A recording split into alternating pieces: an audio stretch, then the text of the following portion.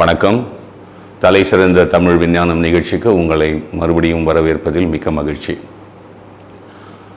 போன வாரம் நாம் கற்றல் என்ற அதிகாரத்தை பார்த்து ஒரு சிறிய கண்ணோட்டத்தை பார்த்தோம். இந்த வாரம் அதுக்கு அடுத்த அதிகாரம் கல்வி. கற்றலுக்கும் கல்விக்கும் மிகப்பெரிய ஒரு வித்தியாசம் இருக்கிறது. கற்றல் என்பது நம் ஆங்கிலத்தில் லேர்னிங் என்று அழைக்கிறோம். கல்வி என்பது பயிற்சி. இதைத்தான் போன அதிகாரத்தில் நாம் கற்றல் என்ற அதிகாரத்தில் கற்க கசடர என்று வள்ளுவர் குறளை பார்த்தோம். பிழையின்றி கற்பதுதான் கற்றல். கற்றவை கற்ற பின் நிற்க அதற்கு தக. அதை கற்றுக்கொண்டதை பயன்படுத்த தெரிய வேண்டும், பயன்படுத்தி ஆக வேண்டும். அதுதான் கல்வி.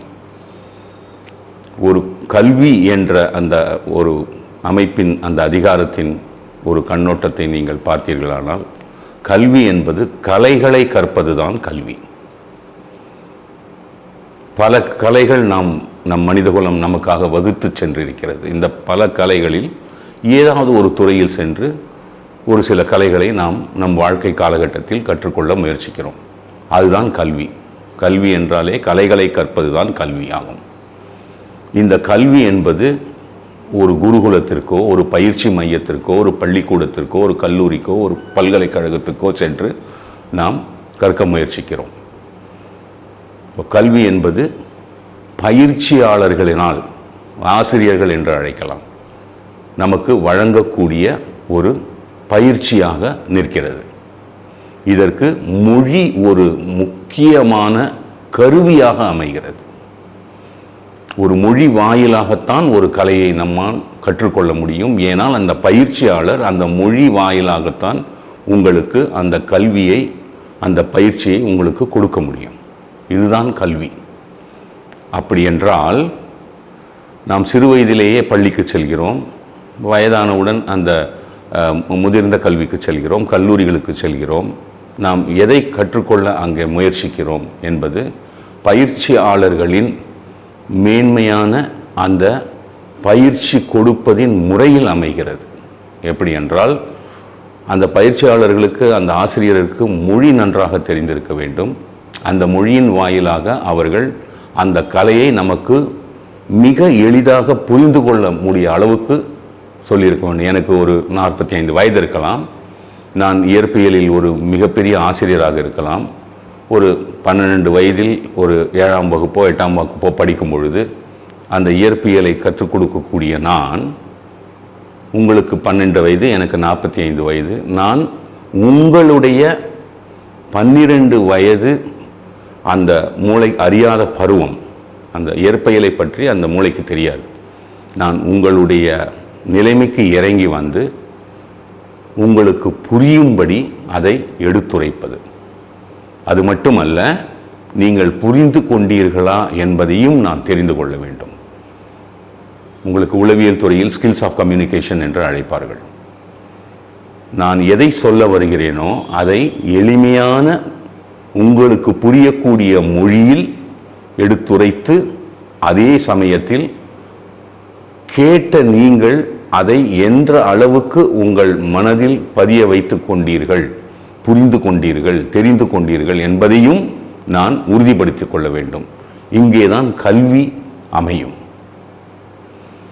இந்த கல்வி சிறப்புற இருக்க வேண்டும் என்றால், அந்த வளாகத்தில் ஒரு ஆசிரியருக்கும் ஒரு மாணவனுக்கும் உண்டான உறவு ஒரு நட்பு ரீதியான உறவாக இருக்க வேண்டும்.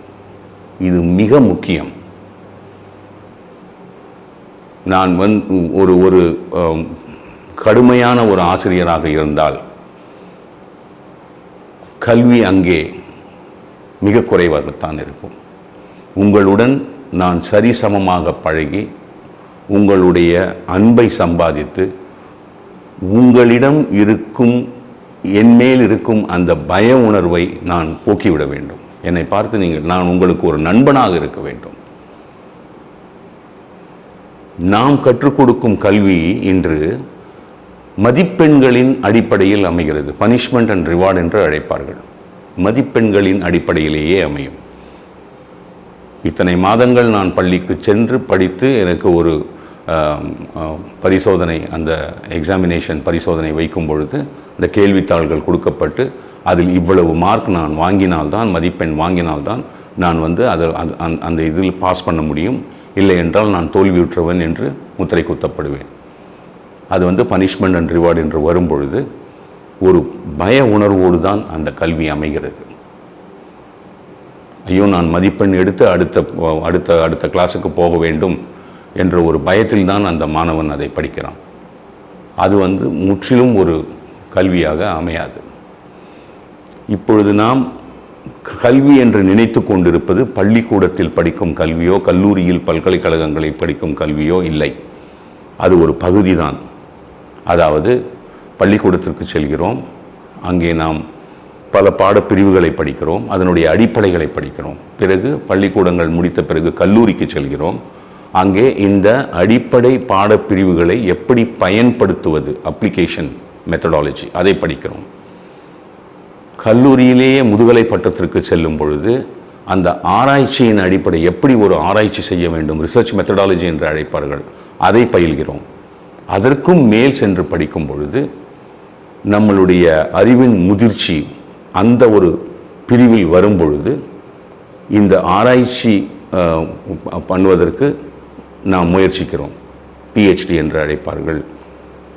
அந்த ஆராய்ச்சியில் இதுவரை கண்டுபிடிக்க முடியாத அல்லது தீர்த்து வைக்க முடியாத சில சோதனைகளை நாம் எடுத்து அதை ஆராய்ச்சி செய்து அதற்கு விடையை கண்டுபிடிக்கிறோம்.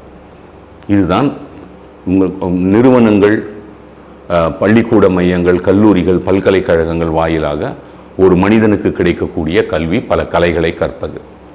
இது மட்டும்தான் கல்வியா என்று கேட்டால் கண்டிப்பாக கிடையாது. இது ஒரு மனித வாழ்க்கையில் அமையக்கூடிய பொருள் ஈட்டுவதற்காக உங்களை நீங்கள் தயார்படுத்திக் கொள்வதற்கான கல்வியாக மட்டுமே அமையும். உண்மையான கல்வி என்ன என்றால், ஒரு மனித வாழ்க்கையை எப்படி வாழ வேண்டும், ஒரு சமுதாயத்தில் எப்படி வாழ வேண்டும், ஒரு குடும்பத்தில் எப்படி ஒரு சிறந்த அங்கத்தினராக நீ இருக்க வேண்டும் என்பதுதான் முழுமையான கல்வி. ஒருவன் மிகச்சிறந்த கல்வியாளனாக இருக்கலாம், அவன் அனைத்திலும் 100க்கு 100 மதிப்பெண்கள் பெற்றிருக்கலாம், அவன் பல பெரிய நிறுவனங்களில் பயின்றிருக்கலாம், அவன் பல கோடி ரூபாய் சம்பாதிக்கும் அளவுக்கு அவன் பெரிய நிறுவனங்களில் வேலையில் சேர்ந்திருக்கலாம். ஆனால் தான் திருமணம் செய்து கொண்ட மனைவியை 3 மாதங்களில் அவன் விவாகரத்து செய்கிறான். அப்படியென்றால் அவனை சிறந்த கல்வியாளன் என்று நாம் அழைக்க முடியுமா என்பது மிகப்பெரிய கேள்வி. தன்னுடைய பெற்றோர்களை உதாசீனப்படுத்துகிறான். அந்த பெற்றோர்கள் முதியோர் இல்லத்தில் போய் சேர்ந்து வாழ்கிறார்கள். ஒரு பிள்ளையின் பொறுப்புணர்வு, முழுமையான பொறுப்புணர்வு வயோதிகத்தில் தன் பெற்றோர்களை பார்த்துக்கொள்வதுதான். பல குடும்பங்களாக ஒரு சமுதாயமாக வாழ்கிறோம் மனிதகுலம். இதில் ஒரு குடும்ப பொறுப்புணர்வு எப்படி இருக்க வேண்டும், ஒரு சமுதாய பொறுப்புணர்வு எப்படி இருக்க வேண்டும் என்பதெல்லாம் தான் முழுமை பெற்ற ஒரு கல்வியாக அமையும். பள்ளிக்கூடங்களிலோ, கல்லூரிகளிலோ, பல்கலைக்கழகங்களிலோ நீங்கள் படிப்பது கல்வியாக அமைகிறது. ஆனால் அது ஒரு கல்வியின் ஒரு அங்கமாகத்தான் இருக்கிறது. முழுமை பெற்ற கல்வி அது கிடையாது. இவையெல்லாம் பல கலைகளை கற்றுணர்ந்த ஒரு மனிதன் அதே சமயத்தில் பொறுப்பான ஒரு மனிதனாக தன் குடும்பத்திலும், தன் சுற்றுப்புற சூழலிலும், தம் சமுதாயத்திலும் வாழ்வதுதான் மிகப்பெரிய கல்வி.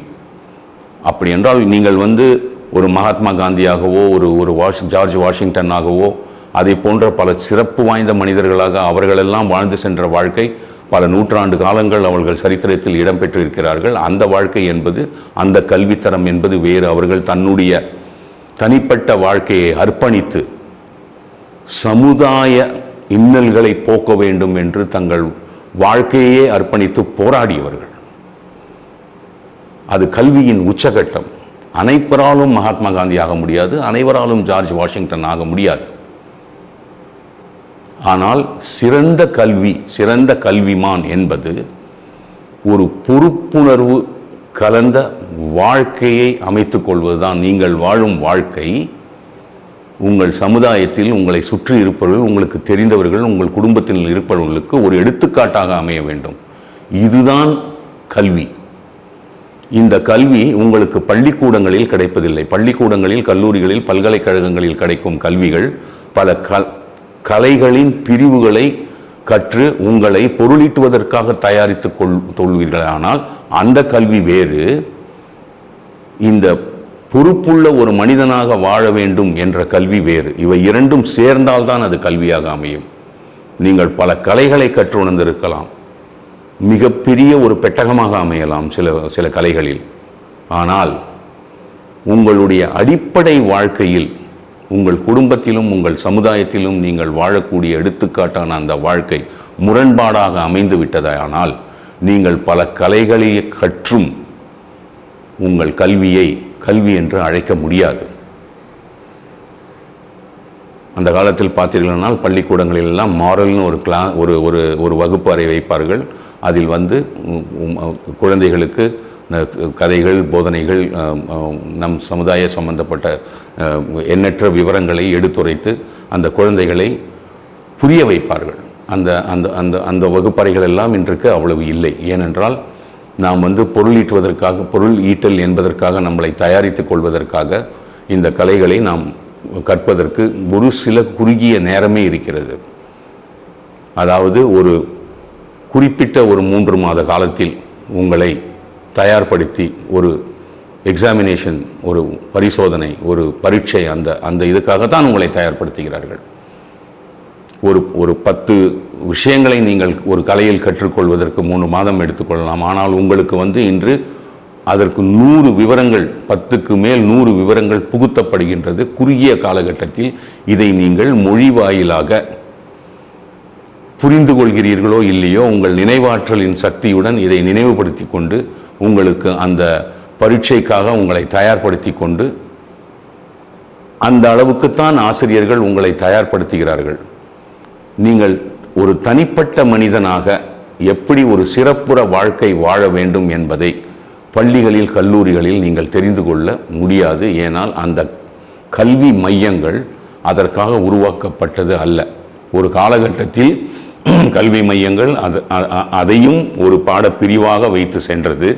ஆனால் இன்று இருக்கக்கூடிய அந்த கல்வி நிறுவனங்களின் அந்த கல்வி மையங்களில் கலைகளை கற்றுக் கொடுக்கும் கல்வி அந்த அளவுக்கு நமக்கு கிடைக்கவில்லை. ஸோ கல்வி என்பது, நன்றாக தெரிந்து கொள்ளுங்கள், எஜுகேஷன் என்பது நீங்கள் ஒரு சிறந்த மனிதனாக கலைகளையும் கற்று பொறுப்புள்ள ஒரு குடும்ப வாழ்க்கை, பொறுப்புள்ள ஒரு சமுதாய வாழ்க்கையை வாழக்கூடிய அளவுக்கு உங்கள் தயார்படுத்திக் கொள்வதுதான் கல்வி. இதில் பண்டைய தமிழ் நாகரீகத்தை நீங்கள் சற்றே உற்று பார்த்தீர்களானால், நோக்கி பார்த்தீர்களானால், நம்மிடம் எண்ணற்ற இலக்கியங்கள் இருக்கிறது. நம் சமுதாய நெறிமுறைகள் அனைத்தையும் விவரிக்கக்கூடியது. மிக உயரிய சமுதாய நாகரீகத்துடன் வாழ்ந்தவர்கள்தான் நம் தமிழ் பாரம்பரியம். மிக உயரிய சமுதாய நெறிமுறைகள். அதில் முக்கியமானது த ஆக்ட் ஆஃப் ஷேரிங், பகிர்ந்து உண்ணுதல். தன்னிடத்தில் இருப்பவைகளை பகிர்ந்து கொள்ளுதல் மற்றவர்களோடு. அந்த ஒரு குணாதிசயம், மனிதனின் குணாதிசயம் போற்றி வளர்க்கப்பட்டது அந்த உயரிய நாகரிகத்தில். மிக நீண்ட காலகட்டத்திற்கு, ஈவன் உங்களுக்கு 19வது நூற்றாண்டில் கூட இந்த இந்திய துணை கண்டத்தில் ஒரு திருடனோ ஒரு பிச்சைக்காரனோ கிடையாது. அப்படி என்றால் யாரும் உணவுக்காகவோ அடிப்படை உடைகளுக்காகவோ இருக்கும் இடத்திற்காகவோ கஷ்டப்படவில்லை. ஏனென்றால் சமுதாயத்தில் ஒன்றாக வாழும் நாம், நம்முக்குள் இருக்கும் நம் பெற்றோர்கள் கொடுத்தது, நம் மூதாதையர்கள் கொடுத்தது, நாம் ஏற்பட்டு கலைகளை கற்று நம் பொருளீட்டலால் நாம் சேர்த்ததை மற்றவர்களோடு பகிர்ந்து, உணவில்லாதவர்களுக்கு உணவை கொடுங்கள், உடையில்லாதவர்களுக்கு பயன்படுங்கள், அனைவருக்கும் ஒரு பொருளீட்டல் வாய்ப்பை ஏற்படுத்தி கொடுப்பது என்று சமுதாயத்தின் வளர்ச்சிக்காக தங்களிடம் இருக்கும் செல்வத்தை ஓரளவுக்கு பகிர்ந்து அனைத்து சக மனிதனும் அடிப்படை தேவைகளோடு பூர்த்தியாக வாழும் வாழ்க்கையை உறுதிப்படுத்தினார்கள். அதுதான் ஒரு மனிதனின் தலை சிறந்த கல்வியாக அமையும். அதுதான் கல்வியும் கூட. இதை நீங்கள் கல்வி என்ற அதிகாரத்தில் மிக தெளிவாக பார்க்கலாம் வள்ளுவப் பெருமானின் குரல்களில்.